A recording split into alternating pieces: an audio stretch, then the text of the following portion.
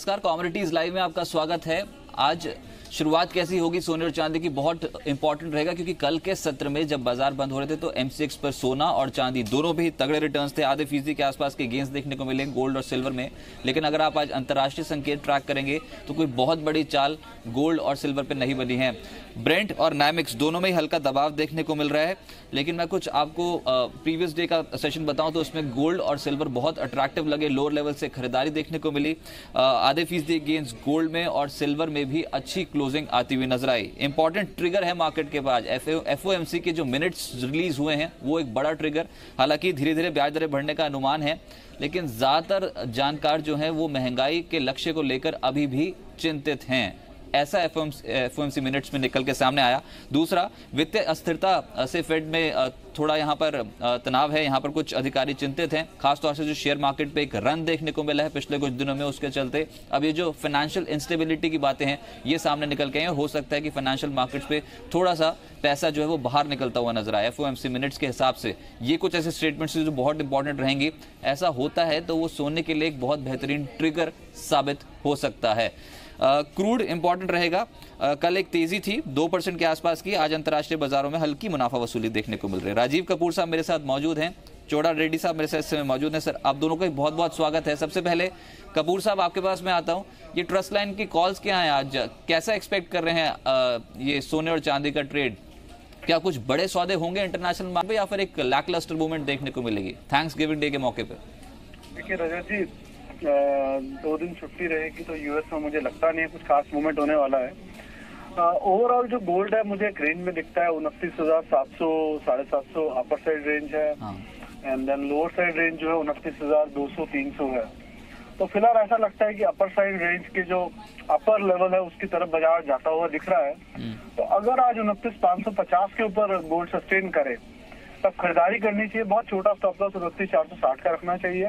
मैं समझता हूँ 29,700 750 तक के लक्ष्य गोल्ड छू सकता है। जहां तक सिल्वर का सवाल है, सिल्वर मुझे उतना स्ट्रांग नहीं दिखता बिकॉज बेस मेटल्स में आप देखेंगे तो बहुत मिक्स ट्रेंड है, कुछ बेस मेटल बढ़ रहे हैं कुछ गिर रहे हैं।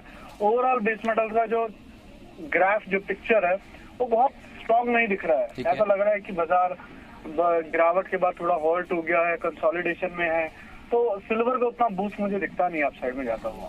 अच्छा, रेड्डी साहब आप कैसे पोजीशंस बनाएंगे सर? आज मार्केट पे कितना अपसाइड देख रहे हैं आप गोल्ड पे, या फिर कुछ प्रॉफिट बुकिंग की एडवाइस होगी कल के रनअप के बाद? अब गोल्ड में ये रिकवरी कंटिन्यू हो सकता है आज भी आफ्टर फेड का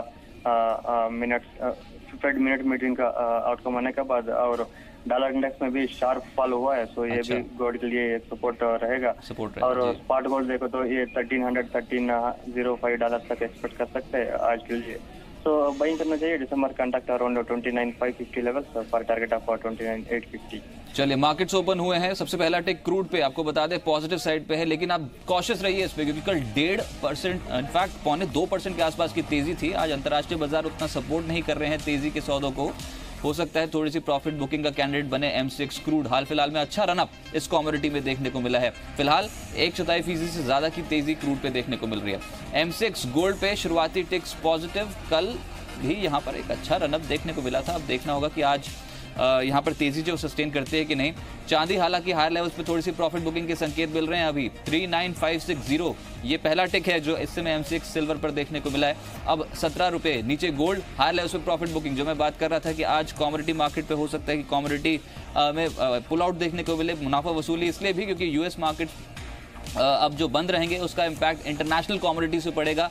घरेलू बाजार पे भी उसी से ही क्यू लेने की कोशिश कीजिए आप। एमसीएक्स सिल्वर नीचे है, नेचुरल गैस पे नेगेटिव टिक्स 193.8 का मौजूदा स्तर देखने को मिल रहा है। साथ ही साथ अन्य कमोडिटीज जिसमें कॉपर यहाँ पर खरीदारी है, ये खरीदारी कल भी बनी थी, आज भी कीमतें जो हो 1/4% के आसपास तेज खुली हैं।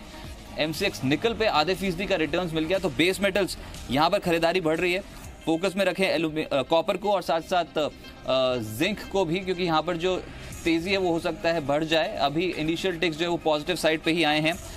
निकल पे तेजी है, लेकिन लेड यहाँ पर आधे फीसदी के आसपास की गिरावट देखने को मिली है। वो फिर से दिखाएं क्रूड को, क्योंकि शुरुआत जो हुई थी वो थोड़ी सी पॉजिटिव, मार्जिनल पॉजिटिव साइड पे हुई थी, लेकिन जैसे मैंने कहा कि अंतर्राष्ट्रीय संकेतों से कोई बहुत तेजी की उम्मीद नहीं कर सकते। क्रूड पे आज एमसीएक्स पर देख लीजिए और साथ साथ नाइमेक्स दोनों पे ही थोड़ी प्रॉफिट बुकिंग देखने को मिल रही है। फिलहाल 13 पॉइंट्स पॉजिटिव एमसीएक्स क्रूड की ओपनिंग देखने को मिल रही है। राजीव जी आप बताएं, सोने और चांदी पे आज की कॉल, पोजीशंस कैसे हैंडल करनी चाहिए सर? शुरुआती सत्र में ही बेचकर चलें क्या सोने और चांदी को? देखिए, सोना 29,550 के ऊपर सस्टेन करे तभी खरीदना चाहिए, जैसा मैंने पहले बताया।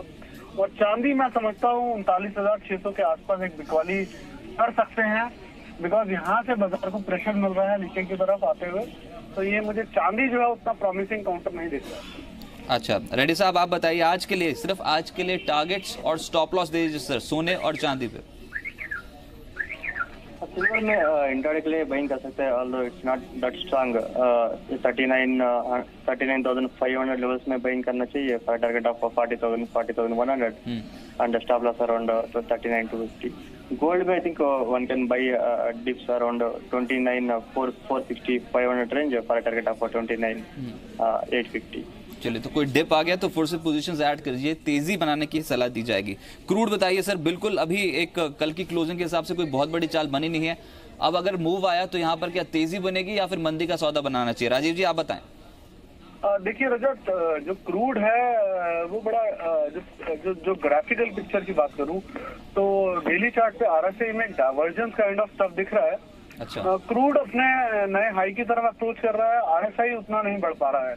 अच्छा। थोड़ा सा इसमें डाइसीनेस दिख रहा है, बट कभी कभी ऐसा होता है इस डाइवर्जन के बावजूद बाजार नया हाई जरूर छूता है। तो उस केस में अगर बाजार आज 3780 या 3800 के ऊपर सस्टेन करे तभी खरीदना चाहिए, और अगर आज 3690 के नीचे जाए तो बेचना चाहिए।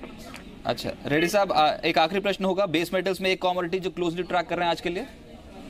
बेस मेटल्स में कॉपर बाइंग कर सकते हैं around 447 levels for target of 452। Base metals में ब्रॉडली एक रेंज में ट्रेड हो रहा है, there can be sudden correction also in the latter days, so लेकिन broad trend is bullish, so copper intraday के लिए बाइंग कर सकते हैं फॉर टारगेट ऑफ 452। चलिए सर, बहुत शुक्रिया रेड्डी साहब आपका हमारे साथ जुड़ने के लिए, और राजीव जी आपका हमारे साथ जुड़ने के लिए, कमोडिटी मार्केट की ओपनिंग में बात करने के लिए। लेकिन ठीक 11:30 बजे आपके साथ दोबारा जुड़ेंगे, बाजार के बड़े जानकार मौजूद रहेंगे मेरे साथ। कमोडिटी मार्केट का आउटलुक जानूंगा मैं अरविंद प्रसाद साहब से और वंदना भारती से, दोनों से जानने की कोशिश करूंगा कि कौन सी कमोडिटीज है जो शॉर्ट टर्म में ही आपके पोर्टफोलियो में तगड़ी कमाई करा सकती हैं।